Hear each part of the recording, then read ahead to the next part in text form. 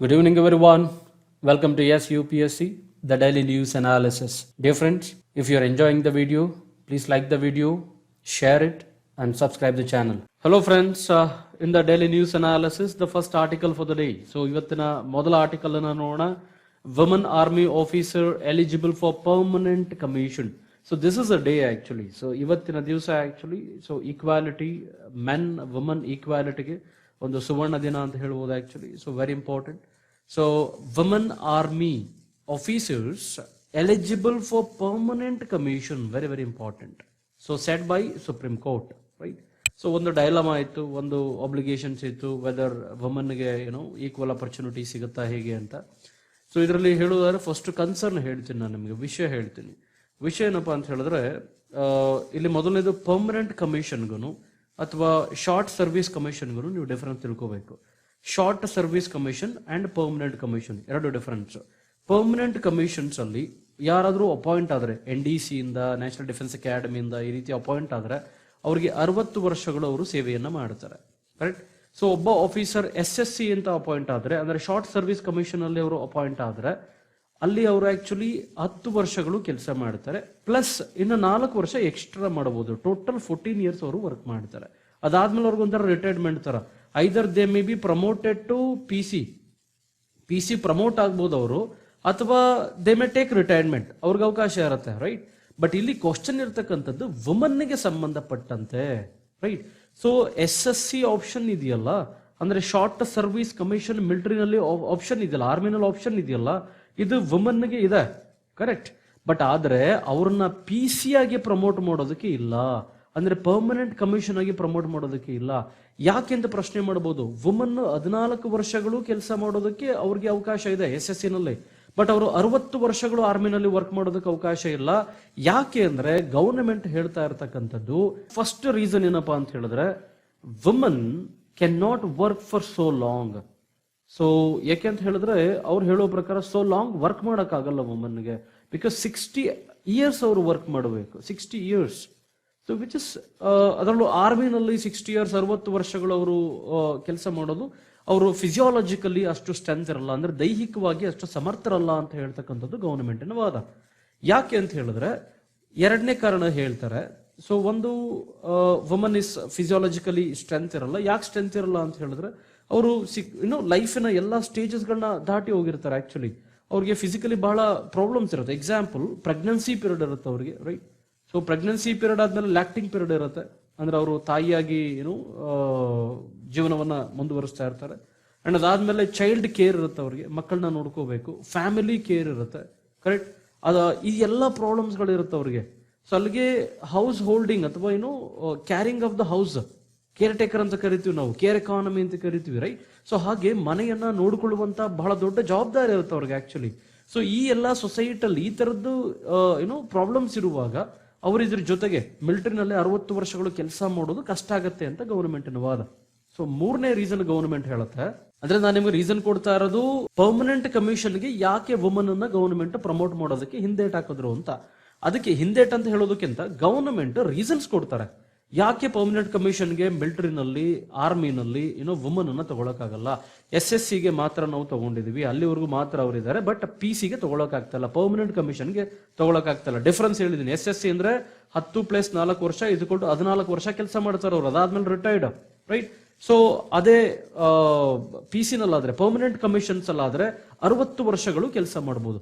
ಆದ್ರೆ ಮೆನ್ನಿಗೆ, ಪುರುಷರಿಗೆ ಇಲ್ಲಿಂದ SSC ಆದ್ಮೇಲೆ ಇಲ್ಲಿ ಪ್ರಮೋಷನ್ ಆಗೋದಕ್ಕೆ ಅಥವಾ ಇಲ್ಲಿಗೆ ಅವರು ಜಂಪ್ ಆಗೋದಕ್ಕೆ ಅವಕಾಶ ಇದೆ.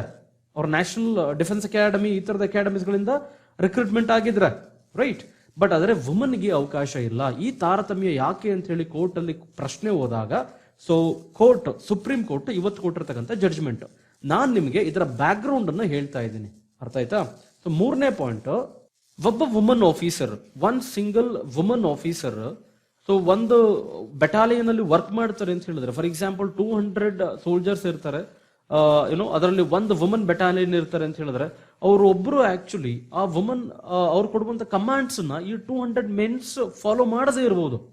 They might think that woman is giving A command for experienced soldiers.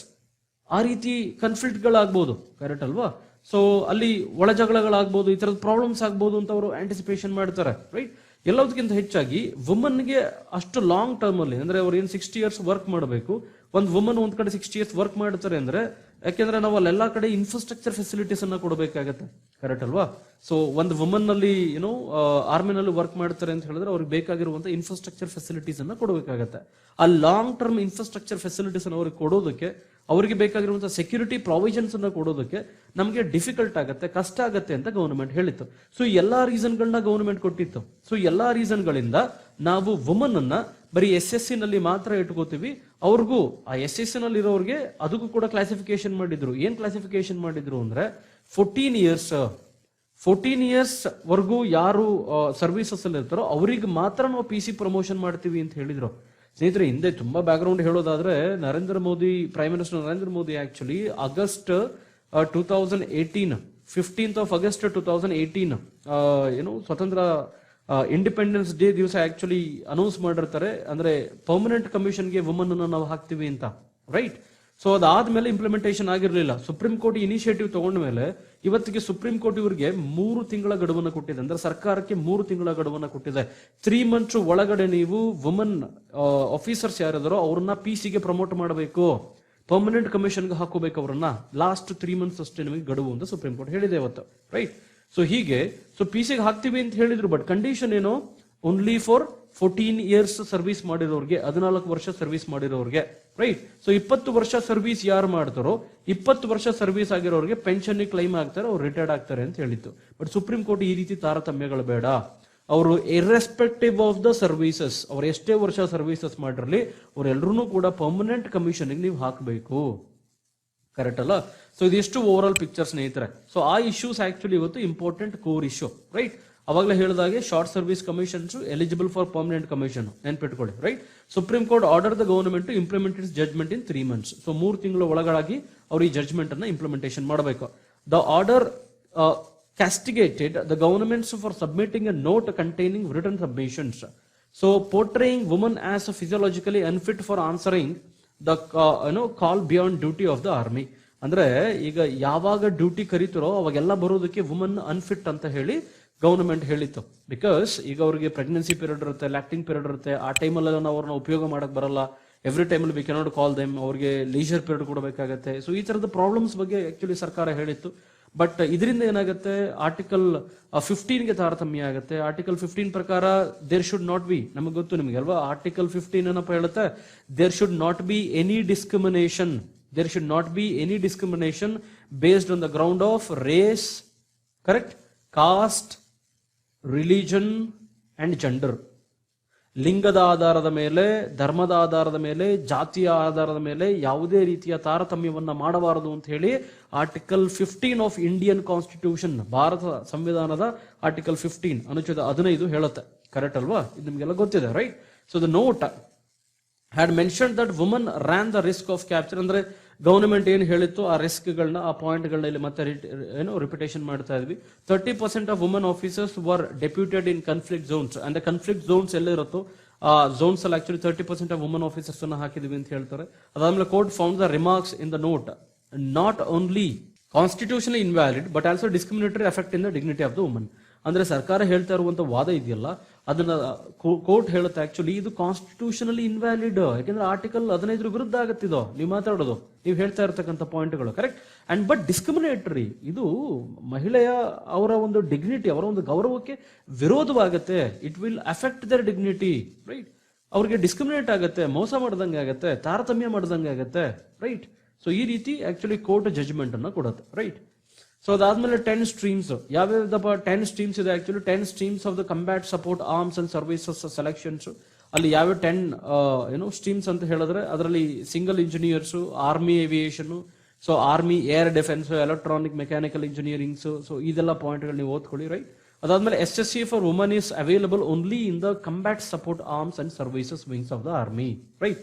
So SSC for women ಅಂದ್ರೆ ಏನು ಶಾರ್ಟ್ ಸರ್ವಿಸ್ ಕಮಿಷನ್ ಇದೆ, ವುಮನ್ ಗೆ available only in combat support. Combat support ಅಲ್ಲಿದೆ, ಬಹಳ ಕೇರ್ಫುಲ್ ಆಗಿ ಅಬ್ಸರ್ವ್ ಮಾಡಿ. ಕಂಬ್ಯಾಟ್ ಸಪೋರ್ಟ್ ಅಲ್ಲಿದೆ, combat operations ಅಲ್ಲಿಲ್ಲ. ಹಂಗಂದ್ರೆ ಏನು, ನೇರವಾಗಿ ಕಂಬ್ಯಾಟ್ ಆಪರೇಷನ್ಸ್ ಅಂತ ಹೇಳಿದ್ರೆ ನಿಮಗೆ ಗೊತ್ತು, ಸೊ ನೇರವಾಗಿ ಯುದ್ಧದಲ್ಲಿ ಅಥವಾ ಏನು ಕನ್ಫ್ಲಿಕ್ಟ್ ಅಲ್ಲಿ ಇನ್ವಾಲ್ವ್ ಆಗ್ತಕ್ಕಂಥದ್ದು, ಕರೆಕ್ಟ್ ಅಲ್ವಾ? ಇಲ್ಲಿ ಕಂಬ್ಯಾಟ್ ಸಪೋರ್ಟ್ ಅಲ್ಲಿ ಇರ್ತಾರೆ ಅವರು, ದೇ ಜಸ್ಟ್ ಸಪೋರ್ಟಿಂಗ್ ಅಷ್ಟೇ, ರೈಟ್, ಸಪೋರ್ಟಿಂಗ್ ರೋಲ್ ಮಾಡ್ತಾ ಇದಾರೆ. ಬಟ್ ಆಪರೇಷನ್ಸ್ ಅಲ್ಲಿ ಅವ್ರನ್ನ ಇನ್ವಾಲ್ವ್ಮೆಂಟ್ ಇನ್ನ ಕೂಡ ಕನ್ಫರ್ಮ್ ಮಾಡಿಲ್ಲ, ಅದ್ರ ಬಗ್ಗೆ ಸುಪ್ರೀಂ ಕೋರ್ಟ್ ಕೂಡ ಏನು ಮಾತಾಡಿಲ್ಲ. Correct, think about it. The court dismissed the government's stand that only women officers with less than 14 years of services, ನಾನು ಅವಾಗಲೇ ಹೇಳಿದಾಗೆ 14 years of services ಅದಕ್ಕಿಂತ ಕಡಿಮೆ ಯಾರಾಗಿರ್ತಾರೋ ಅವ್ರನ್ನ PC ಪ್ರಮೋಟ್ ಮಾಡ್ತೀವಿ, ಸೊ 20 ವರ್ಷ ಆಗಿರೋರಿಗೆ ಅವ್ರಿಗೆ ಪೆನ್ಷನ್ಗೆ ಗ್ಯಾರಂಟಿ ಮಾಡ್ತೀವಿ ಅಂತ ಹೇಳಿರುತ್ತೆ. ಬಟ್ ಇದನ್ನ ಕೋರ್ಟ್ ರಿಜೆಕ್ಟ್ ಮಾಡುತ್ತೆ. ಈ ರೀತಿ ತಾರತಮ್ಯ ಮಾಡಬೇಡಿ, ಸರ್ವಿಸಸ್ ಅನ್ನ ಗಣನೆಗೆ ತಗೋಬೇಡಿ, 14 ವರ್ಷ ಆಗಿರಲಿ 20 ವರ್ಷ ಆಗಿರಲಿ ಅವರೆಲ್ಲರನ್ನೂ ಕೂಡ PC ಪ್ರಮೋಟ್ ಮಾಡಿ ಅಂತ ಹೇಳಿ ಕೋರ್ಟ್ ಹೇಳಿದೆ.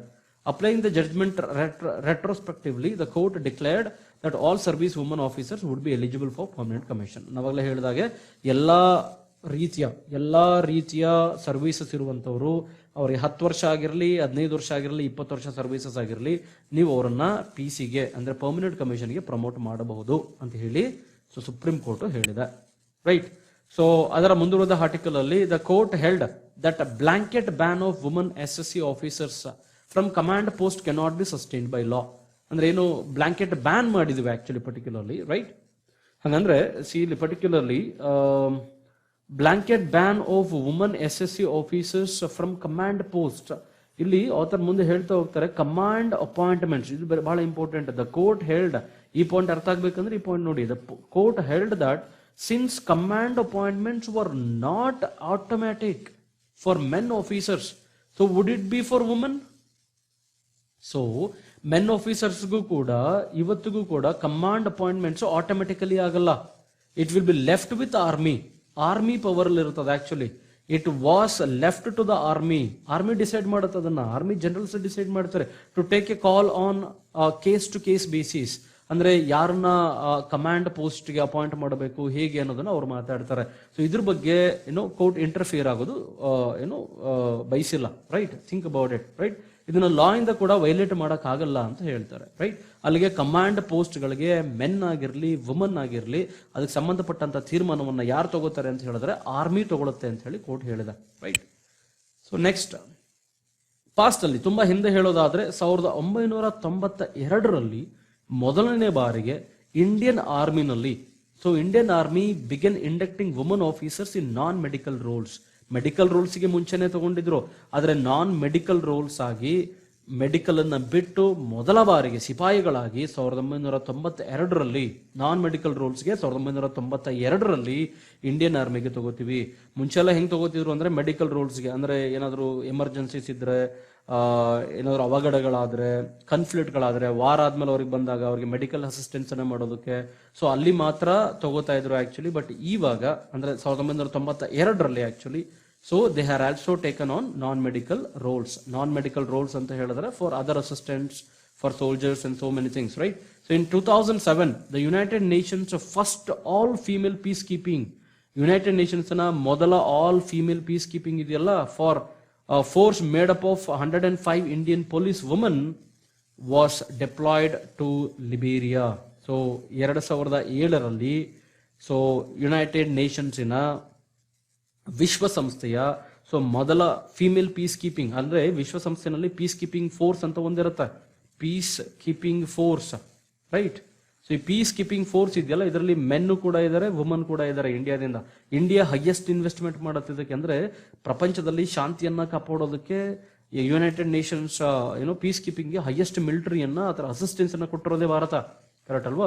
ಸೊ ಅದರಲ್ಲಿ ಮೊದಲ ಫಿಮೇಲ್ ಆ ಬ್ಯಾಚ್ ಅಥವಾ ಬೆಟಾಲಿಯನ್ ಇದೆಯಲ್ಲ, 105 ಜನರನ್ನು ಹೊಂದಂತ ಬೆಟಾಲಿಯನ್, ಅದನ್ನ 2007ರಲ್ಲಿ ಆಕ್ಚುಲಿ ನಾವು ಕಳಿಸ್ಕೊಡ್ತೀವಿ, ಲಿಬೇರಿಯಾಗೆ ಕಳಿಸ್ಕೊಡ್ತೀವಿ ಅಂತ ಡೀಟೇಲ್ಸ್ ಹೇಳುತ್ತೆ. Right. All wings of Indian armed forces allow woman in combat roles, ಅಂದ್ರೆ ಕಂಬ್ಯಾಟ್ ರೋಲ್ಸ್ ಗಳಲ್ಲಿ ಇರ್ತಾರೆ, ಜೂನಿಯರ್ ರ್ಯಾಂಕ್ಸ್ ಅಲ್ಲಿ ಇರ್ತಾರೆ, ಸೂಪರ್ವೈಸರಿ ರೋಲ್ಸ್ ಅಲ್ಲಿ ಇರ್ತಾರೆ, and Indian army inducted with support roles ಅಲ್ಲಿ ಇರ್ತಾರೆ, and support roles only. Right. Indian ಆರ್ಮಿನಲ್ಲಿ ಸಪೋರ್ಟ್ ರೋಲ್ಸ್ ಅಲ್ಲಿ ಇರ್ತಾರೆ, ಆಪರೇಷನ್ ರೋಲ್ಸ್ ಅಲ್ಲಿ ಇರಲ್ಲ, ನಾವೆಲ್ಲ ಹೇಳಿದೆ. ಅಂಡ್ ಸ್ಪೆಷಲ್ ಫೋರ್ಸಸ್ ಆಫ್ ಇಂಡಿಯಾದಲ್ಲಿ ಟ್ರೈನರ್ ರೋಲ್ಸ್ ಅಲ್ಲಿ ಇದ್ದಾರೆ. ರೈಟ್. ಸೊ ನೆಕ್ಸ್ಟ್ ಆರ್ಟಿಕಲ್ ಬಂದು Tibetan schools seeks exemption from teaching Kannada. So Kannada ಕಲಿಯೋದು ಬಹಳ ಕಷ್ಟ ಆಗ್ತಿದೆ ಅವರು ಅಂತ ಹೇಳ್ತಾ ಇದ್ದಾರೆ. ರೈಟ್. ಅದು ಒಂದೇ ಮಾತ್ರ ಅಲ್ಲ, ಅದ್ರ ಜೊತೆಗೆ ಟಿಬೆಟ್ ಕೂಡ ಲ್ಯಾಂಗ್ವೇಜ್ ಆಗಿರೋದ್ರಿಂದ, so Tibet, English, Kannada, so Karnataka government mandatory ಮಾಡಿದೆ ಕನ್ನಡವನ್ನ ಫಸ್ಟ್ ಲ್ಯಾಂಗ್ವೇಜ್ ಅಥವಾ ಸೆಕೆಂಡ್ ಲ್ಯಾಂಗ್ವೇಜ್ ಆಗಿ ಮಾಡಿ ಅಂತ. ಅವ್ರಿಗೆ ಪ್ರಾಬ್ಲಮ್ ಏನು ಅಂದ್ರೆ, ನಾವು ಇಂಗ್ಲಿಷ್ ಓದಿಸಬೇಕು, ಟಿಬೆಟ್ ಅನ್ನ ಫಸ್ಟ್ ಲ್ಯಾಂಗ್ವೇಜ್ ಆಗಿ ಕಲಿಸಬೇಕು, ಬಿಕಾಸ್ ಇದು ಟಿಬೆಟಿನ್ ಸ್ಕೂಲು. ಸೊ ನಾವೇನ್ ಮಾಡೋಣ, ನಮ್ಗೆ ಎಕ್ಸಾಮಿಷನ್ ಕೊಡಿ ಅಂತ ಹೇಳಿ ಕೇಳ್ತಾ ಇದ್ದಾರೆ. ಅಷ್ಟೇ ವಿಷಯ. ಆ ವಿಷಯದಲ್ಲಿ ಏನು ಡೀಟೇಲ್ಸ್ ಇದೆ ನೋಡೋಣ. Several Tibetan schools located in Karnataka are seeking exemption from teaching Kannada as a first or second language. Third language ಆಗಿ ಮಾಡ್ತಾರೆ ಬೇಕಿದ್ರೆ, ಅದರ ಫಸ್ಟ್ ಲ್ಯಾಂಗ್ವೇಜ್ ಆಗಿ, ಪ್ರಥಮ ಭಾಷೆಯಾಗಿ, ದ್ವಿತೀಯ ಭಾಷೆಯಾಗಿ. ಸೊ ಟಿಬೇಟ್ ಅಲ್ಲಿ ಟಿಬೇಟಿಯನ್ಸ್ ಯಾರು ಕರ್ನಾಟಕದಲ್ಲಿದ್ದಾರೋ ಅಥವಾ ಟಿಬೇಟಿಯನ್ ಸ್ಕೂಲ್ಸ್ ಎಲ್ಲಿ ಕರ್ನಾಟಕದಲ್ಲಿದೆಯೋ ಆ ಸ್ಕೂಲ್ಗಳಲ್ಲಿ ಕನ್ನಡವನ್ನ ಮ್ಯಾಂಡೇಟರಿ ಆಗಿ ನಾವು ಯೂಸ್ ಮಾಡೋದಕ್ಕೆ ಕಷ್ಟ ಆಗ್ತಿದೆ, ರೈಟ್. ನಮಗೆ ಎಕ್ಸೆಂಪ್ಷನ್ಸ್ ಅನ್ನ ಕೊಡಿ ಅಂತ ಕೇಳಿದ್ದಾರೆ, right, which is mandatory for all schools in the state. But Karnataka government ಇದನ್ನ ಮ್ಯಾಂಡೇಟರಿ ಮಾಡಾಯಿತು. ಎಲ್ಲಾ ಸ್ಕೂಲ್ಗಳಿಗೂ, ಇಂಟರ್ನ್ಯಾಷನಲ್ ಸ್ಕೂಲು ಸೇರಿ ಕನ್ನಡನ ಫಸ್ಟ್ ಲ್ಯಾಂಗ್ವೇಜ್ ಆಗಿ ಅಥವಾ ಸೆಕೆಂಡ್ ಲ್ಯಾಂಗ್ವೇಜ್ ಆಗಿ ಮ್ಯಾಂಡೇಟರಿ ಓದಲೇಬೇಕು ಅವರು, right. As per the Kannada language learning act, ಇದೇ ಆಕ್ಟ್, ಈ ಆಕ್ಟ್ ಅನ್ನು ನೆನ್ಪಿಟ್ಕೊಳ್ಳಿ, right. All schools have to teach Kannada in phase wise manner, right. ಅದಾದ್ಮೇಲೆ ಫೇಸ್ ವೈಸ್ ಮ್ಯಾನ್ ಅಂದ್ರೆ ಹಂತವಾಗಿ ಅವ್ರಿಗೆ ತಗೊಂಡು ಹೋಗ್ಬೇಕಂತ. So this came into effect from 2017-18 academic year, 2017-18 ವರ್ಷದಿಂದ ಆಕ್ಚುಲಿ ಇದು ಜಾರಿಗೆ ಬಂದಿದೆ ಅಂತ ಹೇಳ್ತಾರೆ. Currently there are 12 Tibetan schools ಇನ್ ಕರ್ನಾಟಕ. ಇಲ್ಲಿವರೆಗೂ 12 ಟಿಬೆಟಿಯನ್ ಸ್ಕೂಲ್ಸ್ ಗಳಿದ್ದಾವೆ ಕರ್ನಾಟಕದಲ್ಲಿ.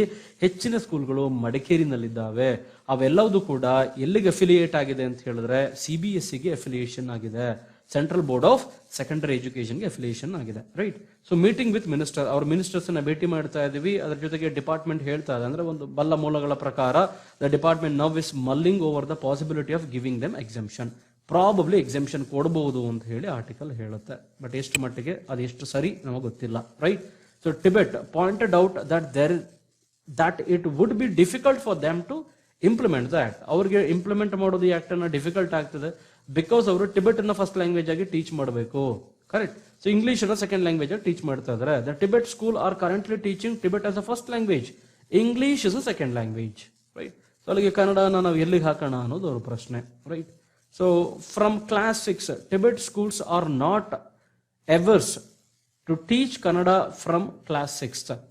But even for international schools in the state, Karnatakadalli actually international schools ಗಳಿಗೂ ಕೂಡ ಕನ್ನಡ is made mandatory. ಕನ್ನಡವನ್ನ ಫಸ್ಟ್ ಲ್ಯಾಂಗ್ವೇಜ್ ಆಗಿ ಅಥವಾ ಸೆಕೆಂಡ್ ಲ್ಯಾಂಗ್ವೇಜ್ ಆಗಿ ಓದಲೇಬೇಕು ಅಂತಕ್ಕಂಥದ್ದು ಮ್ಯಾಂಡೇಟರಿ ಆಗಿದೆ, ರೈಟ್.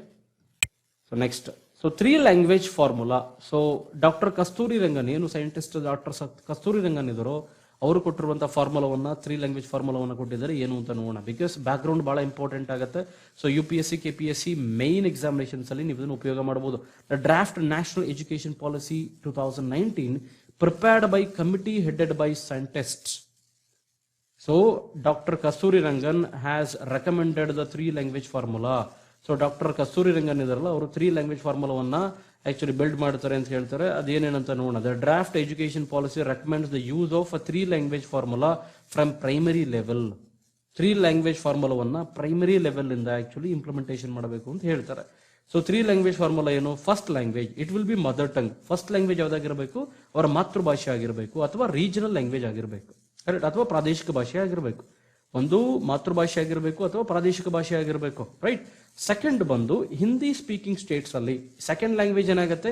ಹಿಂದಿ ಸ್ಪೀಕಿಂಗ್ ಸ್ಟೇಟ್ಸ್ ಇದೆಯಲ್ಲ, it will B other modern Indian language. ಅಂದ್ರೆ ಹಿಂದಿ ಆಲ್ರೆಡಿ ಫಸ್ಟ್ ಲ್ಯಾಂಗ್ವೇಜ್ ತಗೊಂಡಿರ್ತಾರೆ, ಇನ್ನೊಂದು ಇಂಡಿಯನ್ ಮಾಡರ್ನ್ ಲ್ಯಾಂಗ್ವೇಜ್ ಇದೆಯಲ್ಲ ಅದನ್ನ ಅವ್ರು ತಗೋಬಹುದು, ಅಥವಾ ಇಂಗ್ಲಿಷ್ ಅನ್ನು ತಗೋಬಹುದು ಅವರು, correct. So in non Hindi speaking, ಹಿಂದಿಯನ್ನ ಮಾತಾಡೋಲ್ವಲ್ಲ, ಅಲ್ಲಿ ಹಿಂದಿಯನ್ನ ತಗೋಬಹುದು ಅಥವಾ ಇಂಗ್ಲಿಷ್ ಅನ್ನ ತಗೋಬಹುದು. ಕರ್ನಾಟಕ ಎಕ್ಸಾಂಪಲ್ ತಗೊಳ್ಳಿ, ಕನ್ನಡ ಕಂಪಲ್ಸರಿ ನಾವು ಫಸ್ಟ್ ಲ್ಯಾಂಗ್ವೇಜ್ ಮಾಡ್ತೀವಿ, ಅದಾದ್ಮೇಲೆ ಹಿಂದಿ ಅಥವಾ ಇಂಗ್ಲಿಷ್ ಅನ್ನ ಸೆಕೆಂಡ್ ಲ್ಯಾಂಗ್ವೇಜ್ ತಗೋಬಹುದು ಅಂತ ಅರ್ಥ. ಥರ್ಡ್ ಲ್ಯಾಂಗ್ವೇಜ್ ಆಗಿ ಇನ್ ಹಿಂದಿ ಸ್ಪೀಕಿಂಗ್ ಸ್ಟೇಟ್ಸ್ ಅಲ್ಲಿ it will be English or a modern Indian language. English ಆದರೂ ತಗೋಬಹುದು, ಬೇರೆ ಯಾವ್ದಾದ್ರು ಇಂಡಿಯನ್ ಲ್ಯಾಂಗ್ವೇಜ್ ಅನ್ನು ತಗೋಬಹುದು. In the non Hindi speaking ಅಂದ್ರೆ ಸದರ್ನ್ ಸ್ಟೇಟ್ಗಳಲ್ಲಿ it will be English or modern Indian language. ಈ ರೀತಿ 3 ಲ್ಯಾಂಗ್ವೇಜ್ ಫಾರ್ಮುಲಾವನ್ನು ಮಾಡ್ತಾರೆ. So first language, second language and third language formula. ಗೊತ್ತಾಯ್ತಲ್ಲ, ಕ್ಲಿಯರ್? ಮೊದಲನೇ ಲ್ಯಾಂಗ್ವೇಜ್ ಅಲ್ಲಿ ಮದರ್ ಟಂಗ್ ಅಥವಾ ರೀಜನಲ್ ಲ್ಯಾಂಗ್ವೇಜ್ ಅಂದ್ರೆ ಮಾತೃಭಾಷೆ ಅಥವಾ ಪ್ರಾದೇಶಿಕ ಭಾಷೆ. ಎರಡನೇದು ಸೆಕೆಂಡ್ ಲ್ಯಾಂಗ್ವೇಜ್ ಅಲ್ಲಿ ಹಿಂದಿ ಅಥವಾ ಇಂಗ್ಲಿಷ್ ಅಥವಾ ಇನ್ನೊಂದು ಯಾವ್ದಾದ್ರು ಲ್ಯಾಂಗ್ವೇಜ್. ಯಾರಿಗೆ? ಸದರ್ನ್ ಸ್ಟೇಟ್ಗಳಿಗೆ, ಹಿಂದಿ ಸ್ಪೀಕಿಂಗ್ ಸ್ಟೇಟ್ಗಳಿಗೆ, ಹಿಂದಿ ಮಾತಾಡುವಂತ ರಾಜ್ಯಗಳಿಗೆ ಆಲ್ರೆಡಿ ಫಸ್ಟ್ ಲ್ಯಾಂಗ್ವೇಜ್ ಅಲ್ಲಿ ಹಿಂದಿಯನ್ನ ಮಾತಾಡ್ತಿರ್ತಾರೆ. ಎರಡನೇ ಲ್ಯಾಂಗ್ವೇಜ್ ಆಗಿ ಕನ್ನಡ ತಗೊಳ್ಳಿ, ತಮಿಳ್ ತಗೊಳ್ಳಿ, ಮರಾಠಿ ತಗೊಳ್ಳಿ, ಉರ್ದು ತಗೊಳ್ಳಿ, ಅಥವಾ ಇಂಗ್ಲಿಷ್ ಅನ್ನು ತಗೊಳ್ಳಿ ಅಂತ ಆಪ್ಷನ್. ಥರ್ಡ್ ಲ್ಯಾಂಗ್ವೇಜ್ ಅಲ್ಲಿ ಹಿಂದಿ ಸ್ಪೀಕಿಂಗ್ ಅವ್ರಿಗೆ ಇಂಗ್ಲಿಷ್ ತಗೊಳ್ಳಿ ಅಥವಾ ಯಾವ್ದಾದ್ರು ಇಂಡಿಯನ್ ಲ್ಯಾಂಗ್ವೇಜ್ ರೀಜನಲ್ ತಗೊಳ್ಳಿ, ಅಥವಾ ನಾನ್ ಹಿಂದಿ ಸ್ಪೀಕಿಂಗ್ ಅವ್ರಿಗೆ ಅಂದ್ರೆ ಹಿಂದಿಯನ್ನ ಮಾತಾಡದಲ್ಲಿರುವಂತಹ ರಾಜ್ಯಗಳಿಗೆ ಮಾಡರ್ನ್ ಇಂಗ್ಲಿಷ್ ಅನ್ನ ತಗೊಳ್ಳಿ ಅಥವಾ ಮಾಡರ್ನ್ ಇಂಡಿಯನ್ ಲ್ಯಾಂಗ್ವೇಜ್ ಅನ್ನ ತಗೊಳ್ಳಿ, ರೈಟ್. ಈ ರೀತಿ ಆಪ್ಷನ್ಸ್ ಅನ್ನ 3 ಲ್ಯಾಂಗ್ವೇಜ್ ಫಾರ್ಮುಲಾವನ್ನು ಮಾಡಿದ್ದಾರೆ. ಕ್ಲಿಯರ್? ಸೊ ನೆಕ್ಸ್ಟ್ ಆರ್ಟಿಕಲ್ ಬಂದು India's bird population suffers long term decline. So bird population environmental degradation ಸಿಕ್ಕಾಪಟ್ಟೆ ಆಗ್ತಾ ಇದೆ ಆಕ್ಚುಲಿ ಸೊ ಇಂಡಿಯಾದಲ್ಲಿ. ಸೊ ಇದಕ್ಕೆ ಸಂಬಂಧಪಟ್ಟಂಗೆ ಇಂಪಾರ್ಟೆಂಟ್ ಕೀ ಪಾಯಿಂಟ್ಸ್ ಏನಿದೆ ನೋಡೋಣ. Over the 5th of India's bird diversity, India's bird ಡೈವರ್ಸಿಟಿಯಲ್ಲಿ ನೋಡೋದಾದ್ರೆ it has suffered so strong long term decline over 25-year period. 25 ವರ್ಷಗಳಲ್ಲಿ ಭಾರತದಲ್ಲಿ ಪಕ್ಷಿಗಳ ಸಂಖ್ಯೆ ಬಹಳ ಕಡಿಮೆ ಆಗಿದೆ ಅಂತ ಹೇಳ್ತಾರೆ. ರೀಸೆಂಟ್ ಆನ್ಯುವಲ್ ಟ್ರೆಂಡ್ ಹೇಳೋ ಪ್ರಕಾರ drastic 80% of loss among several common birds. So common ಬರ್ಡ್ಸ್ಗಳಲ್ಲಿ ಅಂದ್ರೆ ನಾವು ಸಾಮಾನ್ಯವಾಗಿ ನೋಡುವಂತಹ ಪಕ್ಷಿಗಳಲ್ಲಿ 80% ಅಷ್ಟು ಪಕ್ಷಿಗಳು ನಾಶವಾಗಿದ್ದಾವೆ ಅಂತ ಹೇಳ್ತಾರೆ. The state of India's bird so 2020 state of India's bird 2020 is a report ಅಲ್ವಾ. ಅದು ಹೇಳೋ ಪ್ರಕಾರ endemic to the subcontinent ಅಂದ್ರೆ ಇಂಡಿಯನ್ ಸಬ್ ಕಾಂಟಿನೆಂಟ್ ಇದೆಯಲ್ಲ, ಇದಕ್ಕೆ ಎಂಡೆಮಿಕ್ ಅಂದ್ರೆ ಸ್ನೇಹಿತರೆ ಯಾವೊಂದು ಪಕ್ಷಿ ಭಾರತದಲ್ಲಿ ಬಿಟ್ಟರೆ ಬೇರೆ ಯಾವ ದೇಶದಲ್ಲೂ ನೀವು ನೋಡೋದಿಲ್ಲ, ಅದನ್ನ ಎಂಡೆಮಿಕ್ ಅಂತ ಕರಿತೀವಿ. ಅಂದ್ರೆ ಫಾರ್ ಎಕ್ಸಾಂಪಲ್ ಈಗ ನಾನು ಇಂಡಿಯಾ ಬಗ್ಗೆ ಮಾತಾಡ್ತಾ ಇದ್ದೀನಿ ಅಂತ ಅನ್ಕೊಳ್ಳಿ, right. If I am talking about India, ಯಾವುದೋ ಒಂದು bird it's endemic to India ಅಂತ ಹೇಳಿದ್ರೆ ಅದು ಭಾರತದಲ್ಲಿ ಮಾತ್ರ ಸಿಗುವಂತ ಪಕ್ಷಿ ಅಂತ ಅರ್ಥ. ಇಲ್ಲ ಎಂಡೆಮಿಕ್ ಟು ಆಸ್ಟ್ರೇಲಿಯಾ ಅಂತ ಹೇಳಿದ್ರೆ ಅದು ಬರೀ ಆಸ್ಟ್ರೇಲಿಯಾದಲ್ಲಿ ಮಾತ್ರ ಸಿಗುವಂತ ಪಕ್ಷಿ. ಎಂಡೆಮಿಕ್ ಟು USA ಅಂತ ಹೇಳಿದ್ರೆ ಅದು ಬರೀ USA ನಲ್ಲಿ ಮಾತ್ರ ಕಂಡು ಬರುವಂತ ಪಕ್ಷಿ ಅಂತ ಅರ್ಥ. ಎಂಡೆಮಿಕ್ ಅಂದ್ರೆ ಅದು ಅಲ್ಲಿಯ ನೇಟಿವ್, ಅಲ್ಲಿಯ ಒಂದು ನೇಟಿವ್ ಪಕ್ಷಿ ಅಥವಾ ಪ್ರಾಣಿ ಅಂತ ಅರ್ಥ. ಗೊತ್ತಾಯ್ತಲ್ಲ, ಎಂಡೆಮಿಕ್ ಅಂದ್ರೆ ಆ ಜಾಗವನ್ನು ಬಿಟ್ಟು ಬೇರೆ ಎಲ್ಲೋ ಅದು ಕಂಡು ಬರೋದಿಲ್ಲ ಅಂತ ಅರ್ಥ, right. So face a growing threat from loss of habitat due to human activity. So ಮಾನವನ ಆಂಥ್ರೋಪಜೆನಿಕ್ ಆಕ್ಟಿವಿಟೀಸ್ ಅಂತ ಕರಿತೀವಿ. ಅಂದ್ರೆ ಮಾನವನಿಂದ ಮಾಡುವಂತ ಏನ್ ಆಕ್ಟಿವಿಟೀಸ್ ಇದಾವೆ, ಪೊಲ್ಯೂಷನ್ಸ್ ಇದಾವೆ, ಸೊ ಇದರಿಂದ ಹಾಳಾಗ್ತಿದೆ ಅಂತ ಹೇಳ್ತಾರೆ. ನೆಕ್ಸ್ಟ್ ಬಂದು of 101 species categorised as being high conservation concern 59 based on range and abundance and rest include from high risk birds. So ಇಲ್ಲಿ ಡೀಟೇಲ್ಸ್ ಏನಪ್ಪ ಹೇಳ್ತಾರೆ ಅಂತ ಹೇಳಿದ್ರೆ ಅಂದ್ರೆ ಏನು 101 ಸ್ಪೀಸೀಸ್ಗಳನ್ನ 101 ಜಾತಿಯ ಪಕ್ಷಿಗಳನ್ನ ನಾವು ಹೈ ಕನ್ಸರ್ವೇಷನ್ ಹೆಚ್ಚಿನ ರಕ್ಷಣೆಗೋಸ್ಕರ ನಾವೇನು ಯೂಸ್ ಮಾಡ್ತಾ ಇದೀವಿ. ಅದರಲ್ಲಿ 59 ಒಳ್ಳೆ ಪೊಸಿಷನ್ಸ್ ಇದೆ, ಅಬಂಡೆನ್ಸ್ ಇದೆ, ಜಾಸ್ತಿ ಇದೆ ಅದು. ಬಟ್ ಇನ್ನು ಮಿಕ್ಕಿರೋ ನಂಬರ್ಸ್ ಇದೆಯಲ್ಲ, ಇನ್ನು ಮಿಕ್ಕಿರುವಂತ 41 ನಂಬರ್ಸ್ ಇದೆಯಲ್ಲ, ರೈಟ್. ಸೊ ಅದರಲ್ಲಿ ಥ್ರೆಟ್ ಇದೆ, ಅದು ರಿಸ್ಕ್ ಅಲ್ಲಿ ಇದಾವೆ, ರೈಟ್. ಅದರಲ್ಲೂ IUCN ಅಲ್ಲಿ ರೆಡ್ ಲಿಸ್ಟ್ ಅಲ್ಲಿ ಇದಾವೆ ಅಂತ ಅರ್ಥ. ರೆಡ್ ಲಿಸ್ಟ್ ಬಹಳ ಇಂಪಾರ್ಟೆಂಟ್, ಎಷ್ಟೋ ಎಕ್ಸಾಮ್ಸ್ ಅಲ್ಲಿ ಪ್ರಶ್ನೆ ಕೇಳಿದ್ದಾನೆ. ಸೊ ರೆಡ್ ಲಿಸ್ಟ್ ಅನೌನ್ಸ್ ಅನ್ನು ಯಾರು ಮಾಡ್ತಾರೆ? IUCN ಅಂದ್ರೆ international union for conservation of nature and natural resources, right. IUCN international union for conservation of nature and natural resources, IUCN ಅಂತ ಕರಿತೀವಿ. ಇದು ಅನೌನ್ಸ್ ಮಾಡತಕ್ಕಂಥ ಲಿಸ್ಟ್ಗೆ ರೆಡ್ ಲಿಸ್ಟ್ ಅಂತ ಕರಿತೀವಿ. UPSC ನಲ್ಲಿ ಮತ್ತೆ ಪ್ರಶ್ನೆ ಕೇಳಿದ್ದೇನೆ, ರೆಡ್ ಲಿಸ್ಟ್ ಏನನ್ನ ಒಳಗೊಂಡಿರುತ್ತೆ? Red list is consisting of threatened species of flora and fauna. ಅಂದ್ರೆ ಅಳಿವಿನ ಅಂಚಿನಲ್ಲಿರುವಂತಹ ಪ್ರಾಣಿಗಳು ಮತ್ತು ಪಕ್ಷಿಗಳು, ಅಳಿವಿನ ಅಂಚಿನಲ್ಲಿರುವಂತಹ ಪ್ರಾಣಿಗಳು ಮತ್ತೆ ಪಕ್ಷಿಗಳು, threatened species of flora and fauna. Clear? Next endemics endemics ಅಂದ್ರೆ ಏನು? ಆ ಒಂದು ಜಾಗದಲ್ಲಿ ಫಾರ್ ಎಕ್ಸಾಂಪಲ್ ಇಂಡಿಯಾದಲ್ಲಿ ಲಯನ್ ಟೇಲ್ಡ್ ಮೆಕಾಕ್ ಅಂತ ಕರಿತೀನಿ ನಾನು. ಅಂದ್ರೆ ಅದೊಂದು ಮಂಗನ ಜಾತಿಗೆ ಸೇರುವಂತ ಒಂದು ಪ್ರಾಣಿ, lion tailed macaque is endemic to Nilgiri hills ಅಂತ ಕರಿತೀನಿ. ಅಂದ್ರೆ ಉದಗಮಂಡಲ ಅಥವಾ ನೀಲಗಿರಿ ಬೆಟ್ಟಗಳಿದೆಯಲ್ಲ, ಅಲ್ಲಿಗೆ ಇದು ಎಂಡೆಮಿಕ್ ಅಂತ ಕರಿತೀನಿ. ಹಂಗಂದ್ರೆ ಅರ್ಥ ಏನು? ಲಯನ್ ಟೇಲ್ಡ್ ಮೆಕಾಕ್ ಅನ್ನೋ ಪ್ರಾಣಿ ಇದೆಯಲ್ಲ, ಅದು ನೀಲಗಿರಿ ಬೆಟ್ಟಗಳನ್ನ ಬಿಟ್ರೆ ಭಾರತದ ಅಥವಾ ಪ್ರಪಂಚದ ಬೇರೆ ಯಾವ ಜಾಗದಲ್ಲೂ ಕಂಡು ಬರೋದಿಲ್ಲ. ಅದು ಎಂಡೆಮಿಕ್ ಅಲ್ಲಿಗೆ. Endemic in the sense it is that particular place, ಅದರ ನೇಟಿವ್ ಪ್ಲೇಸ್ ಅದು ಅಂತ ಅರ್ಥ, ರೈಟ್. ಸೊ ಇದಾದ್ಮೇಲೆ endemic such as rufous fronted prinia. So this animal bird ಹೆಸರು ಆಕ್ಚುಲಿ. ಅದಾದ್ಮೇಲೆ ನೀಲಗಿರಿ ಥ್ರಶ್, ಅದಾದ್ಮೇಲೆ ನೀಲಗಿರಿ ಪಿಪೆಟ್, ಅದಾದ್ಮೇಲೆ ಇಂಡಿಯನ್ ವಲ್ಚರ್ ಅಂದ್ರೆ ಗರುಡ, ಗೊತ್ತಲ್ಲ ನಮಗೆ. ಸೊ ವಲ್ಚರ್ ಅದಾದ್ಮೇಲೆ were confirmed so as a suffering current declines. Correct, got it. So Nilgiri pipit and Indian vulture actually idu what is ranahaddu, right. So haddu anta kariತೀವಿ ನಾವು. So vulture ಗೆ ರಣಹದ್ದು ಅಂತ ಕರಿತೀವಿ, right. So ಇದರ ಸಂಖ್ಯೆಗಳೆಲ್ಲ ಬಹಳ ಕಡಿಮೆ ಆಗಿದೆ ಅಂತ ಹೇಳಿ ರಿಪೋರ್ಟ್ ಹೇಳುತ್ತೆ. ಅದು ಬಿಟ್ರೆ ಕಾಮನ್ ಸ್ಪ್ಯಾರೋ, ನಮಗೆ ಗೊತ್ತು, ಗುಬ್ಬಚ್ಚಿಗಳು, ಅದರಲ್ಲೂ ಅರ್ಬನ್ ಸ್ಪ್ಯಾರೋಸ್. ಎಷ್ಟೊಂದು ಬಿಲ್ಡಿಂಗ್ ಗಳಲ್ಲೆಲ್ಲ ಗುಬ್ಬಚ್ಚಿಗಳು ಇರ್ತಿತ್ತು. ಇವಾಗ ಆಕ್ಚುಲಿ ಒಂದು ಗುಬ್ಬಚ್ಚಿಗಳು ಕೂಡ ನಮ್ಮ ಕಣ್ಣಿಗೆ ಕಾಣಿಸೋದಿಲ್ಲ, ರೈಟ್. ಸೊ ಅದರ ಸಂಖ್ಯೆ ಕೂಡ ಡಿಕ್ಲೈನ್ ಆಗಿದೆ ಅಂತ ಹೇಳ್ತಾರೆ. Data uploaded by bird watchers, ಅಂದ್ರೆ ಬರ್ಡ್ ವಾಚರ್ಸ್ ಡಾಟಾ ಹೇಳೋ ಪ್ರಕಾರ. ಸೊ ಆನ್ಲೈನ್ ಪ್ಲಾಟ್ಫಾರ್ಮ್ ಈ ಬರ್ಡ್ಸ್ ಅವ್ರು ಲಿಸ್ಟ್ ಮಾಡ್ತಾರೆ. ಅದ್ರ ಹೇಳೋ ಪ್ರಕಾರ ಕಾಮನ್ ಸ್ಪ್ಯಾರೋಸ್ ಗುಬ್ಬಚ್ಚಿಗಳು ಮರೆಯಾಗಿದೆ ಅಂತ ಹೇಳ್ತಾರೆ, right. So current annual trend are calculated over a 5-year period. So next ಬಂದು peninsular command by next year end says general Rawat. So general Rawat or Bipin Rawat, general Bipin Rawat who is a chief of defence staff. So ಹೊಸ post ನ ಮಾಡಿದ್ರು ಗೊತ್ತಲ್ಲ ನಿಮಗೆ. So Indian ಆರ್ಮಿನಲ್ಲಿ army ಆಗಿರಲಿ, navy ಆಗಿರಲಿ ಅಥವಾ ಏರ್ ಫೋರ್ಸ್ ಆಗಿರಲಿ, ಸೊ ಮೂರು ಎಲ್ಲಾ ಜವಾಬ್ದಾರಿಗಳನ್ನ ಅಥವಾ ಅದಕ್ಕೆ ಕಮಾಂಡ್ ಮಾಡ್ತಕ್ಕಂಥ, ಸಜೆಷನ್ ಮಾಡ್ತಕ್ಕಂಥ, ಇದ್ರ ಜೊತೆಗೆ ಡಿಫೆನ್ಸ್ ಮಿನಿಸ್ಟರ್ಗೆ ಸಲಹೆಯನ್ನು ನೀಡುವಂತ ಹೆಚ್ಚಿನ ಜವಾಬ್ದಾರಿಯನ್ನ ಹೊಂದಿರುವಂತಹ ಒಳ್ಳೆ ಪೋಸ್ಟ್ ಯಾವ್ದಪ್ಪ ಅಂತ ಹೇಳಿದ್ರೆ ಅದು CDF ಅಂದ್ರೆ chief of defence staff. So ಇದರ ಮೊದಲ ಅಧಿಕಾರಿ ಯಾರು? ಜನರಲ್ ಬಿಪಿನ್ ರಾವತ್. ಇದೆಲ್ಲ ನಾವು ಮುಂಚೆ ಕರೆಂಟ್ ಇವೆಂಟ್ ಅಲ್ಲಿ ನೋಡಿದ್ವಿ, ಜಸ್ಟ್ ರೀಕಾಲ್ ಮಾಡಿ ಅಷ್ಟೇ, ಮೆಮರೈಸ್ ಮಾಡಿ, ರೈಟ್. ಸೊ ನೆಕ್ಸ್ಟ್ ಬಂದು chief of defence staff general Bipin Rawat road map for reconstructing the armed forces that would holistically counter threats along the border with China and Pakistan as well as in Indian ocean. So ಚೈನಾದಲ್ಲಿ, ಪಾಕಿಸ್ತಾನದಲ್ಲಿ ಮತ್ತೆ Indian ocean regions ಅಲ್ಲಿ ಏನು ಕಾನ್ಫ್ಲಿಕ್ಟ್ಗಳು ನಡೀತಾ ಇದೆ, ಥ್ರೆಟ್ಗಳಿದಾವೆ, ಏನು ಭಯಾನಕಗಳು ಆಗದೆ ಇರೋ ತರ ಬಾರ್ಡರ್ ನ ಪ್ರೊಟೆಕ್ಷನ್ ಮಾಡ್ತಕ್ಕಂಥ, ಸೆಕ್ಯೂರಿಟಿ ಮಾಡ್ತಕ್ಕಂಥ ಒಂದು ಲಾಜಿಸ್ಟಿಕಲ್ ಅರೇಂಜ್ಮೆಂಟ್ ಅನ್ನ ಆಕ್ಚುಲಿ ನಾವು ಮಾಡೋದಕ್ಕೆ ಹೊರಟಿದ್ವಿ ಅಂತ ಹೇಳ್ತಾರೆ, ರೈಟ್. ಅಂದ್ರೆ ಲಾಜಿಸ್ಟಿಕಲ್ ಅರೇಂಜ್ಮೆಂಟ್ ಅಂತ ಹೇಳಿದ್ರೆ ಅಲ್ಲಿ ಬೇಕಾಗಿರುವಂತಹ ಮೂಲ ಅವಶ್ಯಕತೆಗಳು, ಕರೆಕ್ಟ್. ಈಗ ನೀವು ಸರ್ ನಾನೀಗ ನಾಳೆ ಚೈನಾ ಬಾರ್ಡರ್ ನಾನು ಅಟ್ಯಾಕ್ ಮಾಡ್ತೀನಿ ಅಂದ್ರೆ ನೀವು ರೋಡೇ ಇಲ್ಲ ಅಂದ್ರೆ ಹೆಂಗ್ ಅಟ್ಯಾಕ್ ಮಾಡ್ತೀರಿ? ರೋಡೇ ಇಲ್ಲ ಅಂದ್ರೆ ಫ್ಲೈಟ್ ಹೆಂಗ್ ತಗೊಂಬಂದು ಲ್ಯಾಂಡ್ ಮಾಡ್ತೀರಿ? ಏರ್ ಬೇಸ್ ಇಲ್ಲ ಅಂದ್ರೆ ಹೆಂಗ್ ಲ್ಯಾಂಡ್ ಮಾಡ್ತೀರಿ? That is what it is, right. Logistics ಅಂದ್ರೆ ಹಂಗೆ, ಮಿಲಿಟರಿ ಲಾಜಿಸ್ಟಿಕ್ಸ್ ಅಂದ್ರೆ ಈ ಎಲ್ಲ ಬೇಸಿಕ್ ಅವಶ್ಯಕತೆಗಳು ಬೇಕಾಗತ್ತೆ, ಫ್ಯೂಯಲ್ ಬೇಕಾಗತ್ತೆ, ರೀಫಿಲ್ಲಿಂಗ್ ಮಾಡ್ಕೋಬೇಕು, ಸೋ ಮನಿ ಇರುತ್ತದ, ರೈಟ್.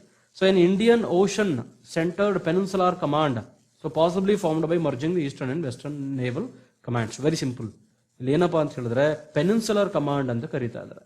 ಪೆನಿನ್ಸುಲಾರ್ ಕಮಾಂಡ್ ಅಂದ್ರೆ ಪೆನಿನ್ಸುಲರ್ ರೀಜನ್ ಗೊತ್ತು ನಿಮ್ಗೆ, ನೀವು ಜಾಗ್ರಫಿ ಗೊತ್ತಿದ್ರೆ ನಿಮ್ಗೆ ಚೆನ್ನಾಗಿ ಅರ್ಥ ಆಗುತ್ತೆ, ರೈಟ್. ಸೊ ಭಾರತದ ಈ ಭಾಗ ಇದೆಯಲ್ಲ, ಈ ಅರ್ಧ ಭಾಗ ಇದೆಯಲ್ಲ, ಇದನ್ನ ನಾವು ಪೆನಿನ್ಸುಲರ್ ಪ್ಲಾಚೂ ರೀಜನ್ ಅಂತ ಕರಿತೀವಿ, ಕರೆಕ್ಟ್ ಅಲ್ವಾ? ಇದು ಪೆನಿನ್ಸುಲರ್ ಇಂಡಿಯಾ, ಕರೆಕ್ಟ್. ಈ ಪೆನಿನ್ಸುಲರ್ ಇಂಡಿಯಾ ರೀಜನ್ ಇದೆಯಲ್ಲ, ನಾವೇನ್ ಮಾಡ್ತಾ ಇದೀವಿ, ವೆಸ್ಟರ್ನ್ ನೇವಲ್ ಕಮಾಂಡ್, ವೆಸ್ಟರ್ನ್ ಇಲ್ಲಿರುವಂತ naval command, eastern naval command ಇಲ್ಲಿರುವಂತ ಕಮಾಂಡ್, ಎರಡನ್ನೂ ಮರ್ಜ್ ಮಾಡಿ ನಾವು ಅದನ್ನ ಪೆನಿನ್ಸುಲರ್ ಕಮಾಂಡ್ ಅಂತ ಕರಿತಾ ಇದೀವಿ ಅಷ್ಟೇ. ಅವ್ರು ಹೇಳ್ತಾ ಇರೋದೇ ಅಷ್ಟು. ಅದನ್ನ ಮುಂದಿನ ವರ್ಷದ ಕೊನೆಯ ಒಳಗಾಗಿ ನಾವು ಅದನ್ನ ಸೆಟಪ್ ಮಾಡ್ತೀವಿ ಅಂತ ಹೇಳ್ತಿದ್ದಾರೆ. ಅಂದ್ರೆ Indian ocean centred, Indian ocean ಅಲ್ಲಿ ಸೆಂಟ್ರಿಕ್ ಆಗುತ್ತೆ, ಇದು ಇಂಡಿಯನ್ ಓಷನ್ ಅಲ್ಲಿ ಸೆಂಟ್ರಿಕ್ ಆಗುತ್ತೆ. Centred peninsular command possibly formed by merging eastern and western naval commands should be started shaping by end of the next year. ಮುಂದಿನ ವರ್ಷ ಅಂದ್ರೆ 2021 ಕೊನೆಯ ವೇಳೆಗೆ ನಾವು ಅದನ್ನ ಎಸ್ಟಾಬ್ಲಿಷ್ಮೆಂಟ್ ಮಾಡ್ತೀವಿ, ಸ್ಥಾಪನೆಯನ್ನ ಮಾಡ್ತೀವಿ ಅಂತ ಹೇಳ್ತಿದ್ದಾರೆ. ಅಂದ್ರೆ ಇಂಡಿಯನ್ ನೇವಿ, ವೆಸ್ಟರ್ನ್ ನೇವಿ ಮತ್ತೆ ಈಸ್ಟರ್ನ್ ನೇವಿ ಎರಡನ್ನು ಕಂಬೈನ್ ಮಾಡಿ ಇಂಡಿಯನ್ ಓಷನ್ ರೀಜನ್ ಅಲ್ಲಿ ನಾವೇನ್ ಮಾಡ್ತಾ ಇದೀವಿ, ಪೆನಿನ್ಸುಲಾರ್ ಕಮಾಂಡ್ ಅನ್ನ ಸ್ಥಾಪನೆ ಮಾಡ್ತಾ ಇದೀವಿ. Very simple. Security of peninsular India should be responsibility of one commander. So ಒಬ್ಬ ಕಮಾಂಡರ್ಗೆ ಆಕ್ಚುಲಿ ಈ ಪೆನಿನ್ಸುಲಾರ್ ಇಂಡಿಯಾ ಅಂದ್ರೆ ಇಲ್ಲಿ ಫುಲ್ ಈ ಎಂಟೈರ್ ಬಾರ್ಡರ್ ನ ಪ್ರೊಟೆಕ್ಷನ್ ಮಾಡುವಂತ ಜವಾಬ್ದಾರಿಯನ್ನ ಕೊಡ್ತೀವಿ ಅಂತ ಹೇಳ್ತಿದ್ದಾರೆ. ಸಿಂಪಲ್. ನೆಕ್ಸ್ಟ್ ಬಂದು ಮಿಲಿಟರಿ ಡಿಪ್ಲೊಮಸಿ, ಬಹಳ ಇಂಪಾರ್ಟೆಂಟ್. ಮಿಲಿಟರಿ ಡಿಪ್ಲೊಮಸಿ ಅಂತ ಹೇಳಿದ್ರೆ ಯಾರು ಆರ್ಮಿ ಚೀಫ್ಗಳು, ಜನರಲ್ಸ್ ಇರ್ತಾರೋ ಇವರೆಲ್ಲ ಸೇರಿ ಮಾಡ್ತಕ್ಕಂಥ ಬಾರ್ಡರ್ ಪ್ರೊಟೆಕ್ಷನ್ ಮಾಡ್ತಾರಲ್ಲ, ಇದನ್ನ ಮಿಲಿಟರಿ ಡಿಪ್ಲೊಮಸಿ ಅಂತ ಕರಿತೀವಿ. ಅಂದ್ರೆ ದೇಶದ ರಕ್ಷಣೆಗೆ ಬರೀ ಸರ್ಕಾರ ಮಾತ್ರ ಅಲ್ಲ, ಪ್ರೈಮ್ ಮಿನಿಸ್ಟರ್ ನರೇಂದ್ರ ಮೋದಿ ಮಾತ್ರ ಅಲ್ಲ. ಸೊ ಡಿಫೆನ್ಸ್ಗೆ ಸಂಬಂಧಪಟ್ಟಂತ ಚೀಫ್ಗಳು ಇವ್ರು ಏನು ವರ್ಕ್ ಮಾಡ್ತಾರೆ, ಇವ್ರೇನ್ ಕಂಟ್ರಿಗಳ ಜೊತೆ ಮಾತಾಡ್ತಾರೆ, ಇವ್ರು ಹೆಂಗೆ ಪ್ಲಾನ್ ಮಾಡ್ತಾರೆ, ಇವ್ರೇನ್ ಡಿಪ್ಲೊಮೆಸಿ, ಇವ್ರೇನ್ ವರ್ಕ್ ಮಾಡ್ತಾರೆ, ಇದನ್ನ ನಾವು ಮಿಲಿಟರಿ ಡಿಪ್ಲೊಮಸಿ ಅಂತ ಕರಿತೀವಿ, correct. So India has signed several logistics agreement with a number of countries which should be leveraged for operational turnaround. ಅಂದ್ರೆ ಏನೇನು ನಾವು ಅಗ್ರಿಮೆಂಟ್ ಇದುವರೆಗೂ ಲಾಜಿಸ್ಟಿಕ್ಸ್ ಗೆ ಸಂಬಂಧಪಟ್ಟಂತೆ ಮೂಲವಶ್ಯಕತೆಗಳು ಏನ್ ಬೇಕು ಮಿಲಿಟರಿಗೆ ಅದಕ್ಕೆ ಸಂಬಂಧಪಟ್ಟಂತೆ ಏನ್ ಮಾತಾಡಿದ್ವಿ ಅದೆಲ್ಲ ಬಹಳ ಹತ್ತಿರದಲ್ಲಿ ಇಂಪ್ಲಿಮೆಂಟೇಷನ್ ಆಗುತ್ತೆ ಅಂತ ಹೇಳ್ತಾರೆ. On 3 service theatre commands, 1 and 2 theatre commands, ಅಂದ್ರೆ ಥಿಯೇಟರ್ ಕಮಾಂಡ್ಸ್ ಗಳು actually 1 or 2 theatre commands will man the border with China. So China border ನ ಅವರು ನೋಡ್ಕೋತಾರೆ. ಅದಾದ್ಮೇಲೆ ಪಾಕಿಸ್ತಾನ್ ಬಾರ್ಡರ್ ನ ಆಕ್ಚುಲಿ ವೆಸ್ಟರ್ನ್ ಫ್ರಂಟ್ ಅಲ್ಲಿ ಹ್ಯಾಂಡಲ್ ಮಾಡ್ತಾರೆ ಅಂತ ಹೇಳ್ತಾರೆ, right. Jammu and Kashmir should be separate theatre. So separate theatre ಅಂತ ಹೇಳಿದ್ರೆ ಒಂದು ಸಪರೇಟ್ ಬೆಟಾಲಿಯನ್ಸ್ ಅಥವಾ ಒಂದು ಸಪರೇಟ್ ಅಪ್ರೋಚ್ ಅಂತ ಅರ್ಥ ಅದು, right. So including IB international boundary part. So ಇದನ್ನ ಆಕ್ಚುಲಿ ಸಪರೇಟ್ ಕಮಾಂಡ್ ನೋಡ್ಕೋತಾರೆ. ಅದಾದ್ಮೇಲೆ balance of western theatre is another command. ಅಂದ್ರೆ ಇನ್ನು ಬೇರೆ ಯಾವ್ದು ವೆಸ್ಟರ್ನ್ ಬಾರ್ಡರ್ಸ್ ಅಲ್ಲಿ ಆಕ್ಚುಲಿ ಉಳಿಯುತ್ತೋ ಅದನ್ನ ಬೇರೆ ವೆಸ್ಟರ್ನ್ ಕಮಾಂಡ್ ನೋಡ್ಕೋತಾರೆ ಅಂತ ಹೇಳ್ತಾರೆ. So the CDS clarified the navy should focus on submarines. So navy actually ಹೆಚ್ಚಿನ ಒತ್ತನ್ನ ಸಬ್ಮರೀನ್ಸ್ ಮೇಲೆ ಜಾಸ್ತಿ ಕಾನ್ಸಂಟ್ರೇಷನ್ ಮಾಡಬೇಕು. And third aircraft carrier was not an immediate priority. ಅಂದ್ರೆ ಥರ್ಡ್ ಏರ್ಕ್ರಾಫ್ಟ್ ಕ್ಯಾರಿಯರ್ ಇದೆಯಲ್ಲ, ಇದೇನು ಅಷ್ಟೊಂದು ಅರ್ಜೆಂಟ್ ಆಗಿ ಬೇಕಾಗಿಲ್ಲ ನಮಗೆ, ಅದನ್ನ ಬೇಕಾದ್ರೆ ನಾವು ಇನ್ನು ಮುಂದೆ ಯೋಚನೆ ಮಾಡೋಣ. ಬಟ್ ಸಬ್ಮರೀನ್ ಬಗ್ಗೆ ಹೆಚ್ಚಿನ ಒತ್ತನ್ನ ಕೊಡಬೇಕು ಅಂತ ಹೇಳಿ ನೇವಿಗೆ ಆಕ್ಚುಲಿ ಸಜೆಷನ್ ಅನ್ನ ಕೊಡ್ತಾರೆ, ರೈಟ್.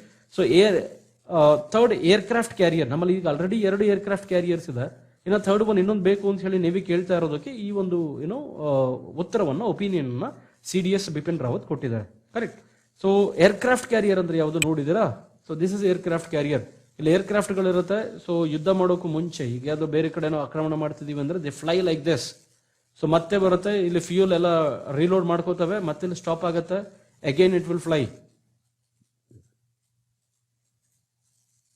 ಸೊ ಇದನ್ನ ಏರ್ಕ್ರಾಫ್ಟ್ ಕ್ಯಾರಿಯರ್ ಅಂತ ಕರೀತಾರೆ, ಗೊತ್ತಾಯ್ತಲ್ಲ.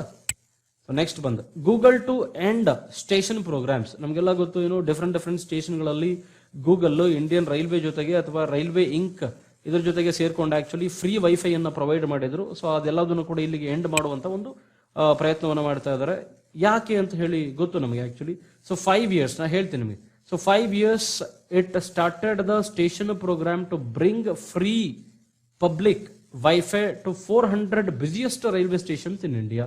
ನಾವು ಕೂಡ ಉಪಯೋಗ ಮಾಡಿದ್ವಿ, ನಿಮ್ಗೆ ನೆನಪಿರುತ್ತೆ, ನೀವು ರೈಲ್ವೆ ಸ್ಟೇಷನ್ಗಳಿಗೆ ಹೋದಾಗ ಉಪಯೋಗ ಮಾಡಿರ್ತೀರಿ. 400 ಬಿಸಿಯೆಸ್ಟ್ ರೈಲ್ವೆ ಸ್ಟೇಷನ್ಗಳಿದಾವಲ್ಲ, ಅಲ್ಲಿ ಫ್ರೀ ವೈಫೈ ಅನ್ನ ಏನು ಪ್ರೊವೈಡ್ ಮಾಡಿತ್ತು actually Google with the support of Indian railway and RailTel. So ಈ ಎರಡರ ಜೊತೆಗೆ Google, Indian railway, rail tell ಈ ಮೂರು ಸೇರಿ ಆಕ್ಚುಲಿ ಫ್ರೀ ವೈಫೈಸ್ ಅನ್ನು ಏನು ಪ್ರೊವೈಡ್ ಮಾಡಿದ್ರು, ಅದನ್ನ ಆಕ್ಚುಲಿ ಗೂಗಲ್ ಇವಾಗ ಸ್ಟಾಪ್ ಮಾಡ್ತಾ ಇದಾರೆ ಅಂದ್ರೆ ವೈಫೈ ಫೆಸಿಲಿಟಿ ಇನ್ ಮುಂದೆ ಸಿಗಲ್ಲ ಅಂತ ಅರ್ಥ ಅಲ್ಲ. ಅಲ್ಲಿಗೆ ಗೂಗಲ್ ಅದರ ಸೇವೆಯನ್ನ ತೆಗಿತಾ ಇದೆ, ಈ ಸೇವೆಯನ್ನ ಬೇರೆಯವ್ರಿಗೆ ಹ್ಯಾಂಡ್ ಓವರ್ ಮಾಡ್ತಾ ಇದೆ. ಅವರ ಉದ್ದೇಶ ಏನಪ್ಪಾ ಅಂತ ಹೇಳಿದ್ರೆ, ಇವಾಗೆಲ್ಲ ಎಕ್ಸಿಸ್ಟಿಂಗ್ ಫೆಸಿಲಿಟಿ ಇದೆಯಲ್ಲ, ಈಗಿರುವಂತ ಇಂಟರ್ನೆಟ್ ಚೀಪ್ ಆಗಿ ಬೆಸ್ಟ್ ಇಂಟರ್ನೆಟ್ ಸಿಗ್ತಾ ಇದೆ. ಸೊ ನಾವಿಲ್ಲಿ ಇನ್ವಾಲ್ವ್ ಆಗುವಂತ ಅವಶ್ಯಕತೆ ಇಲ್ಲ ಅನ್ನೋದು ಗೂಗಲ್ನ ಒಪಿನಿಯನ್. ಅಂದ್ರೆ ಈಗ ಮೊಬೈಲ್ ಅಲ್ಲಿ ಇಂಟರ್ನೆಟ್ ಇದೆ, ವೈಫೈ ಸರ್ಕಾರದಿಂದ ಸಿಗ್ತಾ ಇದೆ, ವೊಡೋಫೋನು, ಅದು ಬಿಟ್ರೆ ನೀವು there are plenty of organisations, right. ನೀವು ವೊಡೋಫೋನ್ ತಗೊಳ್ಳಿ, ಏರ್ಟೆಲ್ ತಗೊಳ್ಳಿ, ಎಲ್ಲರೂ ಕೂಡ ಡಿಫ್ರೆಂಟ್ ಆಫರ್ಸ್ ತಗೊಂಡ್ ಬರ್ತಾ ಇದಾರೆ, ಚೀಪ್ ಆಗಿ ಇಂಟರ್ನೆಟ್ ಸಿಗ್ತಾ ಇದೆ. ಸೊ ಅದಕ್ಕೆ ಇಲ್ಲಿ ಯಾಕೆ ನಾವು ಸುಮ್ಮನೆ ವೇಸ್ಟ್ ಮಾಡಬೇಕು, ಅಥವಾ ಇಲ್ಲಿ ಯಾಕೆ ಹೆಚ್ಚಿನ ಸಮಯವನ್ನು ಕಳಿಬೇಕು ಅನ್ನೋದು ಗೂಗಲ್ ಒಪಿನಿಯನ್ ಇರ್ಬೋದು, right. However, users in India will be able to continue using existing facilities ಅನ್ನು ಅವ್ರು ಯೂಸ್ ಮಾಡ್ತಾರೆ. ಈ 400 ಸ್ಟೇಷನ್ಗಳಲ್ಲೂ ಕೂಡ ಪ್ರೊವೈಡ್ ಸಿಗುತ್ತೆ, ಇಂಟರ್ನೆಟ್ ಸಿಗುತ್ತೆ. ಬಟ್ ಆದ್ರೆ ಇನ್ ಮುಂದೆ ಗೂಗಲ್ ಪ್ರೊವೈಡ್ ಮಾಡಲ್ಲ, ಬೇರೆ ಯಾರಾದ್ರೂ ಪ್ರೊವೈಡ್ ಮಾಡ್ತಾರೆ. ಅದಕ್ಕೆ ಬೇಕಾಗಿರುವಂತಹ ಫೆಸಿಲಿಟೀಸ್ ಅನ್ನು ಗೂಗಲ್ ಮಾಡ್ತಾರೆ ಅಂತ ಹೇಳ್ತಾ ಇದ್ದಾರೆ ಅಷ್ಟೇ. ಬಟ್ ಇನ್ ಮುಂದಕ್ಕೆ ಮಾಡುವಂತಹ ಪ್ರೋಗ್ರಾಮ್ ಇದೆಯಲ್ಲ, ಅಂದ್ರೆ ಇನ್ನು 400ನ್ನ 800 ಮಾಡೋದು, 1000 ಮಾಡೋದು, ಈ ಕೆಲಸಕ್ಕೆ ಗೂಗಲ್ ಹೋಗ್ತಾ ಇಲ್ಲ, ರೈಟ್.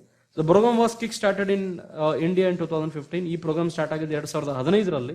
5 ವರ್ಷಗಳ ನಂತರ ಆಫ್ಟರ್ 5 years ಇದು ಎಂಡ್ ಆಗ್ತದೆ, right. Partnership with Google, Indian railway and RailTel. So exams ಪ್ರಶ್ನೆ ಕೇಳ್ಬೋದು. ಸೊ ಇತ್ತೀಚೆಗೆ 2015ರಲ್ಲಿ ಫ್ರೀ ವೈಫೈ 400 ಸ್ಟೇಷನ್ಗಳಲ್ಲಿ, ರೈಲ್ವೆ ಸ್ಟೇಷನ್ಗಳಲ್ಲಿ ಸ್ಟಾರ್ಟ್ ಮಾಡಿದ ಸಂಸ್ಥೆ ಯಾವುದು? ಗೂಗಲ್. ಯಾರ ಜೊತೆ? ಇಂಡಿಯನ್ ರೈಲ್ವೆ ಮತ್ತೆ ರೈಲ್ ಟೆಲ್ ಜೊತೆ, right. Very important news, the Jammu and Kashmir to get delimitation commission, right. So next about delimitation ವಿಷಯ ಹೇಳ್ಬಿಡುತ್ತೆ ನಿಮಗೆ. ಫಸ್ಟ್ ಡಿಲಿಮಿಟೇಷನ್ ಕಮಿಷನ್ ಅಂದ್ರೆ, so Jammu and Kashmir state ಇಂದ ಯೂನಿಯನ್ ಟೆರಿಟರೀಸ್ ಆದ್ಮೇಲೆ ಸೊ ಎಷ್ಟು ಕಾನ್ಸ್ಟಿಟ್ಯೂಯೆನ್ಸಿಗಳು ಅಂದ್ರೆ ಕ್ಷೇತ್ರಗಳು ಎಷ್ಟುಗಳು ಬರ್ತವೆ ಅಂತ ಡಿವಿಷನ್ ಮಾಡಬೇಕು. ಪಾಪ್ಯುಲೇಷನ್ ವೈಸ್ ಕ್ಷೇತ್ರಗಳನ್ನ ಡಿವಿಷನ್ ಮಾಡಬೇಕು. ಇದು ಕಾನ್ಸ್ಟಿಟ್ಯೂಯೆನ್ಸಿ 1, ಕಾನ್ಸ್ಟಿಟ್ಯೂಯೆನ್ಸಿ 2, ಕಾನ್ಸ್ಟಿಟ್ಯೂಯೆನ್ಸಿ 3. ನಮ್ಮಲ್ಲೆಲ್ಲ ಇರುತ್ತೆ ಚಾಮುಂಡಿ ಕಾನ್ಸ್ಟಿಟ್ಯೂಯೆನ್ಸಿ, ಬೆಂಗಳೂರು 1, ಅದಾದ್ಮೇಲೆ ಬೆಂಗಳೂರು ರೂರಲ್, ಬೆಂಗಳೂರು ಅರ್ಬನ್, ಹಿಂಗೆಲ್ಲ ಕ್ಷೇತ್ರಗಳಿರಲ್ವಾ. ಆ ರೀತಿ ಕ್ಷೇತ್ರವಾರು ವಿಂಗಡಣೆ ಮಾಡೋದಕ್ಕೆ ಆಕ್ಚುಲಿ ಡಿಲಿಮಿಟೇಷನ್ ಕಮಿಷನ್ ಅನ್ನ ಸೆಂಟ್ರಲ್ ಗವರ್ನಮೆಂಟ್ ಸೆಟಪ್ ಮಾಡಿದೆ. ಯಾವಾಗ? ಈಗ 6 ತಿಂಗಳ ನಂತರ, ಅಂದ್ರೆ 6 ತಿಂಗಳಾದ್ಮೇಲೆ, ಅಂದ್ರೆ ಜಮ್ಮು ಕಾಶ್ಮೀರನ್ನ ರಾಜ್ಯದಿಂದ ಯೂನಿಯನ್ ಟೆರಿಟರಿಯಾಗಿ ಡಿವಿಷನ್ ಮಾಡಿ 6 ತಿಂಗಳಾದ ನಂತರ ಮೊದಲನೇ ಬಾರಿಗೆ ಡಿಲಿಮಿಟೇಷನ್ ಕಮಿಷನ್ಸ್ ಅನ್ನ ಸರ್ಕಾರ ಸೆಟಪ್ ಮಾಡಿದೆ, ಸ್ಥಾಪನೆ ಮಾಡಿದೆ, right. So government moved on Monday to start delimitation of assembly constituencies in JNK. Assembly ಕಾನ್ಸ್ಟಿಟ್ಯೂಯೆನ್ಸೀಸ್ಗಳಿಗೆ ಅಂದ್ರೆ ಏನು ಸ್ಟೇಟ್ ಲೆಜಿಸ್ಲೇಟಿವ್ ಅಸೆಂಬ್ಲಿ ಅಂತ ಕರಿತೀವೋ, ಸೊ ಅಲ್ಲಿಗೆ ಯೂನಿಯನ್ ಟೆರಿಟರೀಸ್ ಈಗ ಒಟ್ಟು ಎಷ್ಟಾಗುತ್ತೆ? ಲಡಾಖ್ ಆಗುತ್ತೆ, ಜಮ್ಮು ಅಂಡ್ ಕಾಶ್ಮೀರ್ ಆಗುತ್ತೆ, ಅದ್ರ ಜೊತೆಗೆ ರೀಸೆಂಟ್ ಆಗಿರೋದು, ಅದ್ರ ಜೊತೆಗೆ ನಾವು ಪುದುಚೇರಿ ನೋಡ್ತೀವಿ, ಅದ್ರ ಜೊತೆಗೆ ಡೆಲ್ಲಿ ನೋಡ್ತೀವಿ, ಕರೆಕ್ಟ್ ಅಲ್ವಾ ಸ್ನೇಹಿತರೆ?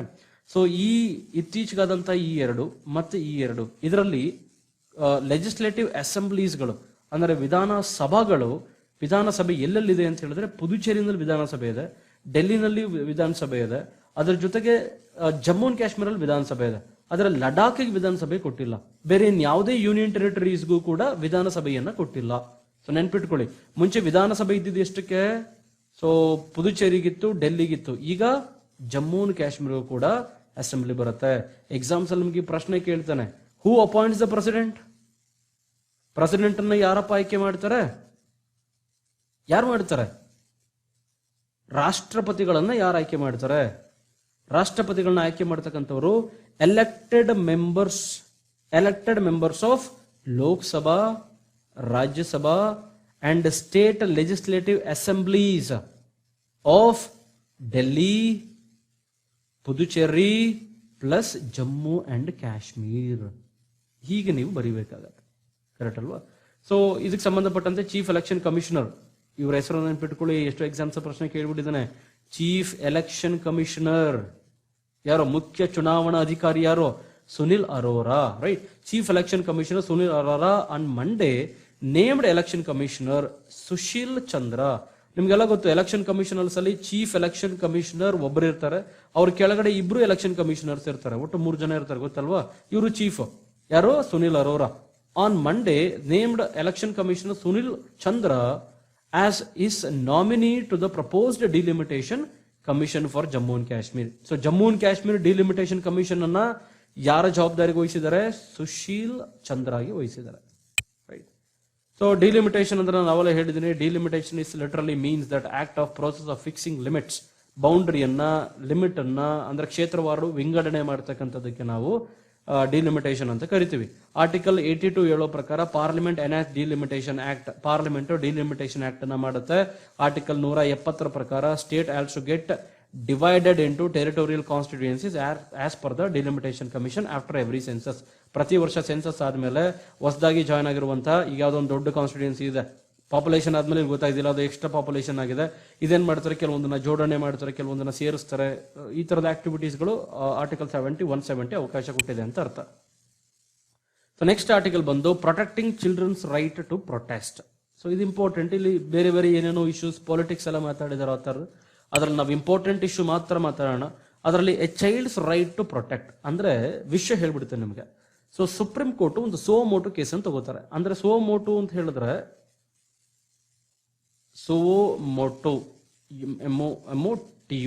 ಸೋಮೋಟು ಅಂತ ಹೇಳಿದ್ರೆ ಯಾರು ಕೇಸ್ ಕೊಡದೇನೆ, ಯಾರು ಕಂಪ್ಲೇಂಟ್ ಮಾಡದೇನೆ ಸುಪ್ರೀಂ ಕೋರ್ಟೇ ತಾನೇ ತಗೊಳ್ಳುವಂತ ಕೇಸ್ಗಳಿಗೆ ಸೋಮೋಟು ಅಂತ ಕರೀತಾರೆ.